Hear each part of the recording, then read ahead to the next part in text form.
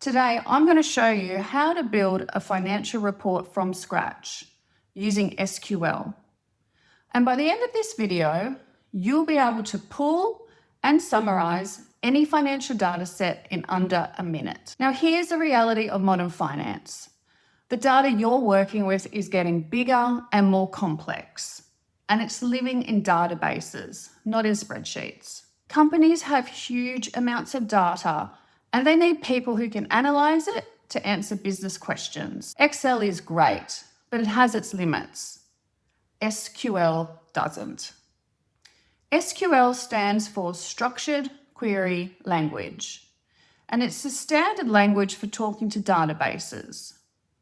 Every major financial system, ERP, or data warehouse, such as SAP, Oracle, or Azure, they run on SQL. And when you know SQL, you can extract exactly the data you need, summarize it, filter it, and then even hand it off to Excel or Power BI for much more efficient reporting, all in seconds. Now, this is the important part. You don't need to become a programmer or an SQL expert to use SQL in finance. You just need to be confident with a handful of commands. And today we're learning those commands by building something real.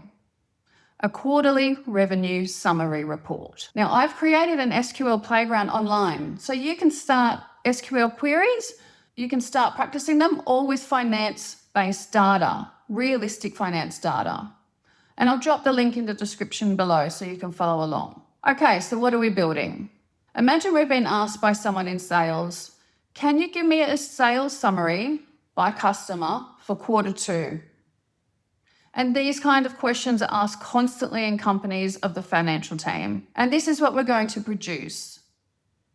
A clean revenue summary by product with total revenue and the count of the units sold, filtered to just Q2. This will quickly and efficiently answer our sales question. Now, if this was for a food or consumables or logistics company, the data behind this could be hundreds of thousands of rows. So think about the file size in Excel, but with a simple SQL query, we can see a summary in seconds. All right, let's build it step by step. I've opened up the SQL playground.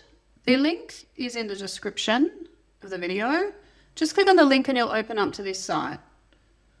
What I've done is created an SQL environment where we have financially focused data. So you can start running queries and using SQL in a relevant way for financial professionals. I've loaded some tables in here under available tables, but today we're just going to start with sales data flat because it's a more beginner-friendly version and it will give us everything we need. Think of a table in an SQL database like a really large Excel sheet, except it can handle millions of rows without crashing. So the two most fundamental SQL commands are select and from.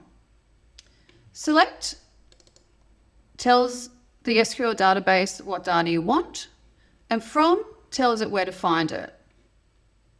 So this query here, we have select star from the sales data flat table and limit it to 10. Now the asterisk here means everything, and the limit 10 means you're limiting the rows that you're seeing when you're pulling it back. And this limit 10 is a great way to just see a snapshot of the table you're working with. If you don't use the limit function in the query, some tables in databases are huge with millions and millions of rows. And if you don't limit the view you're pulling in or retrieving from the whole table, it can crash your computer. So just remember that as you start along your journey. So what we'll do, we'll just leave this default view here that you would have had already in your SQL editor window, and we'll press Run Query. And this will show you down here the headings of the columns in the table, and then the top 10 rows.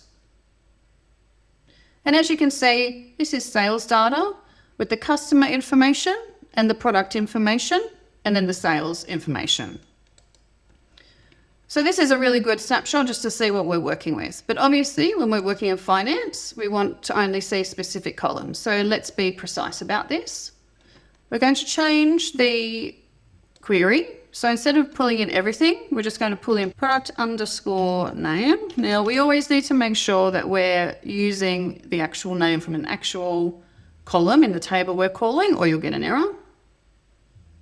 And then we're going to do a comma to add another one, and we're just going to do revenue, which is here. You can see that here. So again, we'll just leave the limit 10 in. We'll do run query. So now what this is doing is in the table, it's just bringing in all the products and their revenue from this table, and we're just limiting to the 10, the top 10. So this is already a cleaner view. It's like deciding the columns you want to see in a spreadsheet, looking for the right columns for your needs. But this has retrieved every line, and we don't want to do that. We want to filter it. And here's where SQL gets really useful. It's the where clause, and it's the equivalent of Excel's filter function, except it runs in seconds on millions of rows instead of crashing if you have too much data on the spreadsheet. Now, our sales team asked us to see Q2 in 2025. So we're going to change our query, and we'll just do enter for this. And we're doing it on calendar year, so we add in where as our filter. Now we had sale date as the sale date column, and we're actually going to think about dates in a numerical way. So we do greater than or equal to the start of the quarter, which is 2025, and we do this backwards, so it's universal dating. So it's the year, and then the month, and then the day. Okay, and then we put that in brackets, and then because we want to only have Q2, we're going to add an and. So if you have more than 2 filters in your where, you do an and you're also doing the end date of it. So you do the sale date is less than the start of Q3, which will be the 1st of July. Run that again. So now we've done exactly the same query, but we just put a filter in it in the where statement. We've got sale date greater than or equal to the 1st of April 25 and less than the 1st of July 25. And we've still got our limit 10, so we're only seeing the top 10. Now we can actually take that out just so we can see what we're dealing with. So now we've got the whole quarter by product and the revenue for each sale. Now just stop and look at the query and notice how readable it is. And that's by design. SQL was built to be human readable. Okay, so we've now filtered the data, but we've retrieved all the lines. We don't want to do that. We want to summarize it. Now the real power move for financial reporting comes in, and it's the group by clause. This is how we summarize data. So instead of seeing every transaction, we want totals by product. So think of this as equivalent of a pivot table in Excel. So to summarize, we have to use an aggregate function.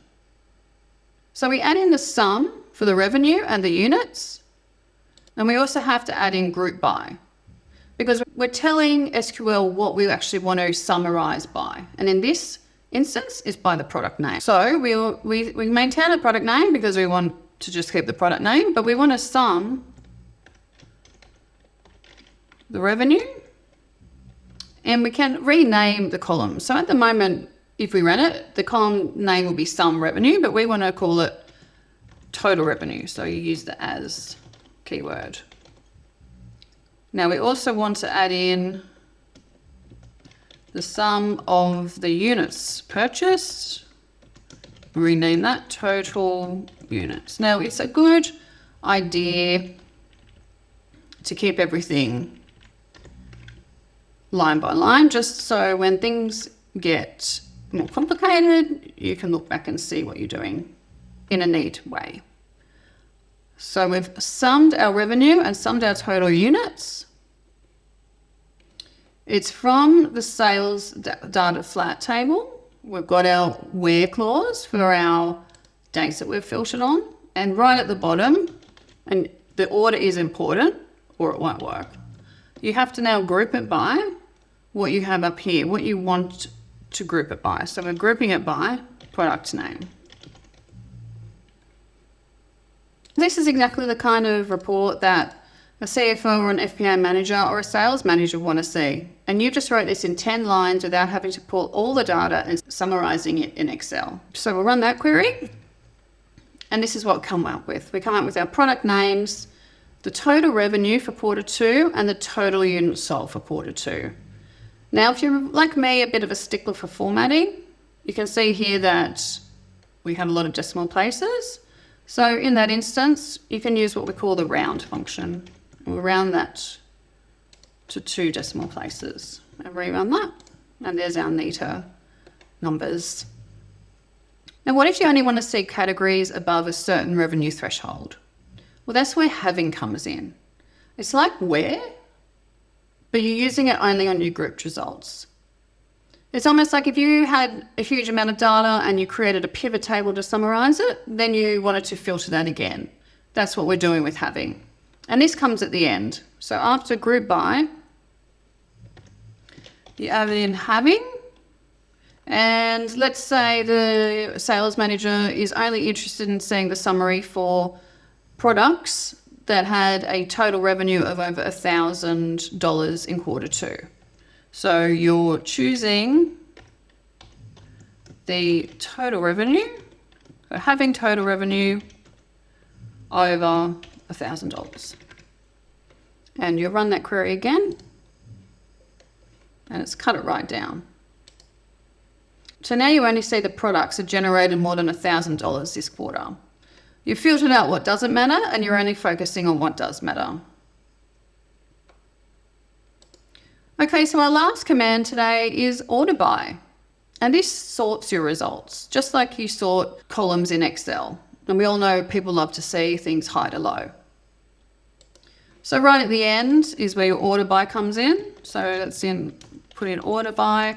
And let's say we want to see the revenue of this filtered result, so total revenue. Now notice you can refer to the alias, which you've created here, or I could also put in sum of revenue, either would work. So order by the total revenue column, and we have to tell it which way, so we want to do it descending, so it's largest to smallest. And there we go, a total revenue largest to smallest. So there you have it, that's our final query. We're selecting the product name and the sum of the revenue and rounding that to 2 decimal points. We're calling the column total revenue. We're doing the same for units and calling that total units. The data sits in the sales data flat table. We've applied the date filter that we were asked about, Q2 in 25. We then grouped it by the product to show the summary by product for the 2 aggregates that we're calling, the revenue and the units. We've also decided we only wanted to see products with revenue over $1,000, so we've used the having function, and we've ordered it largest to smallest with order by descending. So there's your final output. So that's your financial report, from raw data to executive ready summary. 6 commands, 9 lines. Imagine this data was pulled from a database in a manufacturing or consumables company. There would have been thousands, if not millions of lines summarized here. And this is where Excel falls down. Now this data lives in your database, but finance teams still live in Excel and Power BI. So how do you get it there? Well, with real database tools such as Azure Data Studio or dbeaver, or even your ERP's built-in query window, you can connect your database and export your SQL query results directly into Excel. And likewise, if you're using Power BI, you can connect Power BI directly into your database and use this exact query as a custom data source. Not only that, your report refreshes automatically if you set it up like that every time you open it. So the underlying data updates. No more manual copying, no more massive pivot table nightmares. So let's recap the 6 commands you just learned. Select and from, get your data. Where, filters it. And group by, summarizes it. And then having, filters the summary. And then order by, sorts it. 6 commands, 1 financial report. That's SQL for finance. Now, can this get more advanced with columns for budget or costings and variances? Of course. But this video was just to show you how to get started. I've kept this focused on what financial professionals actually use SQL for day to day. And in the next video, I'm going to show you SQL joins, which is how you join data from multiple tables so you can bring in product costings or budget data to compare them to your actual sales. This is where it gets really powerful for finance. So hit subscribe so you don't miss that one. And drop a comment below and tell me, what's one financial report you wish you could automate? That will help me decide what to cover next to help you on your journey. I'll see you on the next one.